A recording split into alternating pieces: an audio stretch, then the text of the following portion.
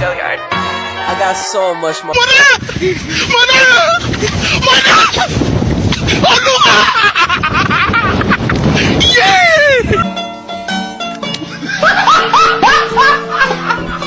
Are you ready, kids? Aye, aye, Captain! I can't hear you. Aye, aye, Captain! Oh! Now over the danger to remember. The scene starts to crumble to the sound of the drums. Oh boy, there ain't no need to fight a diamond ring. It ain't no big thing, just show her a little.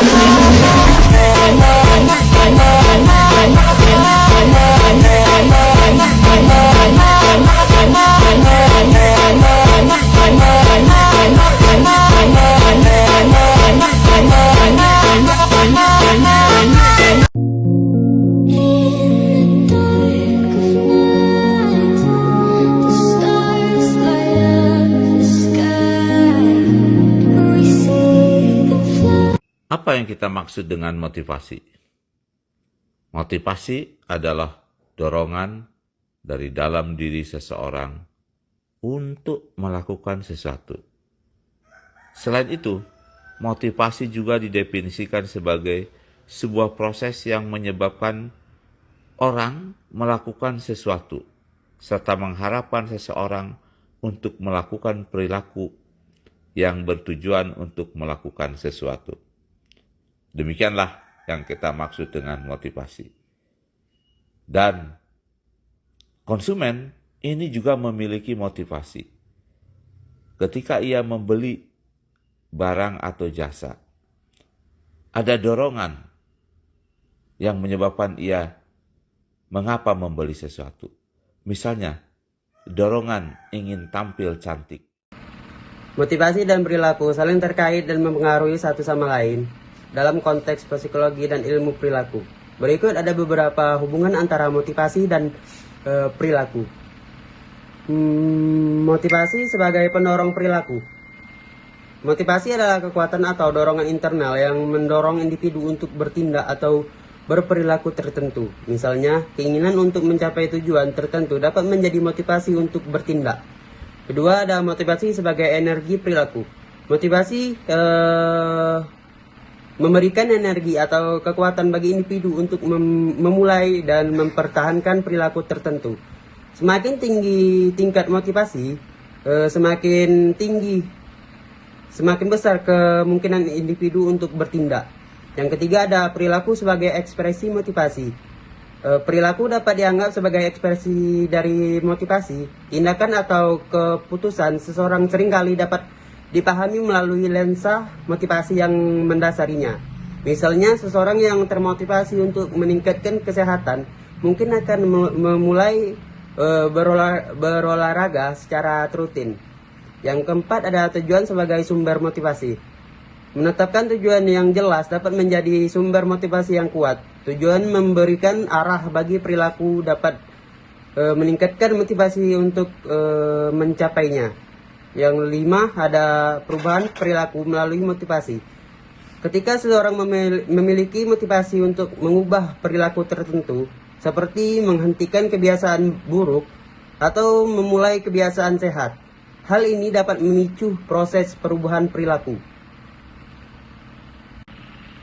Penggerak motivasi dapat bervariasi antara individu, tetapi ada beberapa elemen umum yang sering menjadi pendorong motivasi. Berikut beberapa elemen penggerak motivasi. Yang pertama, tujuan yang jelas. Menetapkan tujuan yang spesifik dan terukur, memberikan arah yang jelas untuk mencapai sesuatu, menciptakan fokus, dan memberikan alasan untuk bertindak. Selanjutnya yaitu tantangan. Individu seringkali termotivasi oleh tantangan, menghadapi tugas atau proyek yang menantang dapat meningkatkan tingkat keterlibatan dan keinginan untuk berhasil. Yang ketiga, pengakuan dan penguatan. Penerimaan dan pengakuan atas prestasi atau usaha seseorang dapat menjadi sumber motivasi yang kuat. Penguatan positif seperti pujian atau imbalan dapat memperkuat perilaku yang diinginkan. Selanjutnya yaitu kepuasan pribadi. Pencapaian dan keberhasilan dapat memberikan kepuasan dan motivasi intrinsik rasa bangga dengan diri sendiri dan kepuasan dalam melampaui batas-batas pribadi menjadi pendorong motivasi. Selanjutnya yaitu tanggung jawab dan tugas yang bermakna. Merasa memiliki tanggung jawab dan terlibat dalam tugas-tugas yang memiliki makna dapat meningkatkan motivasi karena individu merasa bahwa kontribusinya sangat penting. Yang selanjutnya belajar dan pengembangan pribadi. Motivasi dapat muncul dari dorongan untuk terus belajar, berkembang, dan meningkatkan keterampilan. Rasa pencapaian menjadi penggerak motivasi yang signifikan. Kontrol atas keputusan. Memberikan individu kendali dan otonomi dalam mengambil keputusan yang mempengaruhi hasil dapat meningkatkan motivasi. Selanjutnya yaitu hubungan dan dukungan sosial. Interaksi positif dengan orang lain, dukungan sosial, dan hubungan yang membangun dapat memberikan motivasi melalui rasa keterhubungan dan dukungan emosional. Selanjutnya yaitu kepercayaan diri. Keyakinan pada kemampuan diri untuk mencapai tujuan dapat menjadi elemen penggerak motivasi yang kuat. Rasa percaya diri dapat membantu mengatasi rintangan dan mencapai hasil yang diinginkan. Selanjutnya yaitu kepentingan inheren. Terlibat dalam aktivitas atau pekerjaan yang sesuai dengan minat dan nilai-nilai pribadi dapat memberikan motivasi yang alami dan bawaan. Penting untuk diingat bahwa setiap individu dapat memiliki kombinasi unik dari elemen penggerak motivasi, dan apa yang efektif dapat bervariasi antar orang. Motivasi dapat dijelaskan melalui berbagai bentuk dan teori. Berikut adalah beberapa bentuk dan teori motivasi yang umum. A. Bentuk motivasi. 1. Motivasi intrinsik, yaitu motivasi yang berasal dari dalam individu, didorong oleh kepuasan pribadi, rasa pencapaian, atau keinginan intrinsik untuk melakukan suatu kegiatan. Contoh, kegiatan pada pekerjaan tertentu karena passion atau rasa pencapaian. 2. Motivasi ekstrinsik, yaitu motivasi yang berasal dari faktor eksternal seperti hadiah atau hukuman. Individu terdorong untuk bertindak karena imbalan atau untuk menghindari konsekuensi negatif. 3. Motivasi sosial, motivasi yang muncul dari interaksi sosial dan keinginan untuk memenuhi norma atau ekspektasi sosial.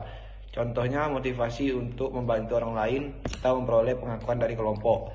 4. Motivasi kognitif, motivasi yang terkait dengan proses kognitif seperti tujuan, harapan, dan nilai-nilai. Teori ini menekankan peran pemikiran dan persepsi dalam memotivasi perilaku. B. Teori motivasi. 1. Teori hierarki kebutuhan Maslow. Maslow mengusulkan bahwa kebutuhan manusia dapat diurutkan dalam hierarki, mulai dari kebutuhan fisiologis hingga aktualisasi diri. Individu diharapkan mencapai tingkat lebih tinggi hanya setelah kebutuhan di tingkat lebih rendah terpenuhi. 2. Teori harapan.